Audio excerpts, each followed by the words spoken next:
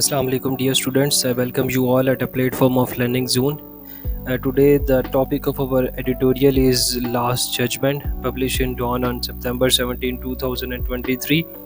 Let's read in green. This is a topic sentence. When amendments were being made last year to the National Accountability Ordinance, that dreaded and flawed law that has been the bane of so many public representatives, this publication had opposed the manner in which the changes had made legislated. Capitalizing on the absence of the country's largest political party from parliament, the PDM government had inconvenience with the friendly opposition in the National Assembly, given its leader blanket relief by gutting the accountability laws under which they were being tried. To be clear, this paper had long agreed with the general consensus that Pakistan's accountability law had been in dire need of reform. It had, however, opposed the self-serving manners in which the reforms were eventually executed. This is a very important paragraph, by the way. To most, it had been clear that the PDM government was only concerned with fixing the law to benefit certain political leaders and had little interest in improving the country's accountability regime.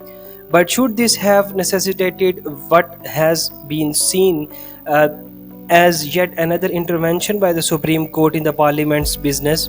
This is a question by the writer, and he's answering this to contextualize. Is retired Chief Justice Umar Ata Bandial's last judgment striking down many of the amendments made to the National Accountability Ordinance justified?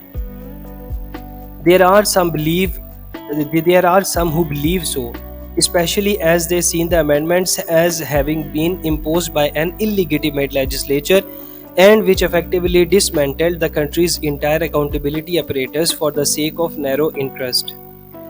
It may be recalled that this publication too had warned the PDM government last year that reforming the accountability laws necessitated the creation of a new improved system of checks and balances, which the decision makers of the time had conveniently overlooked. Perhaps had such a system been introduced, the court would not have resorted to the opinion of resurrecting the original NAP laws and with it the charges that our political leaders had been seeking to flee. But this is a separate debate.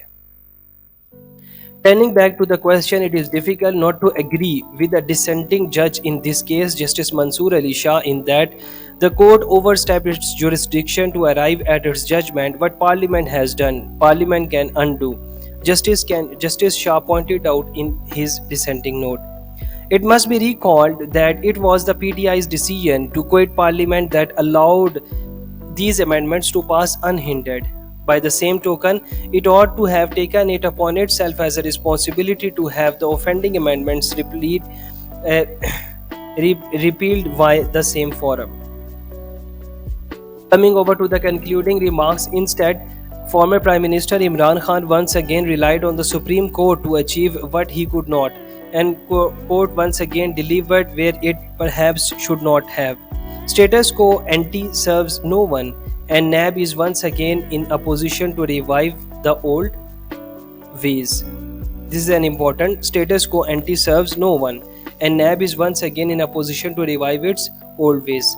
Thank you very much, students. We will see you in the next editorial.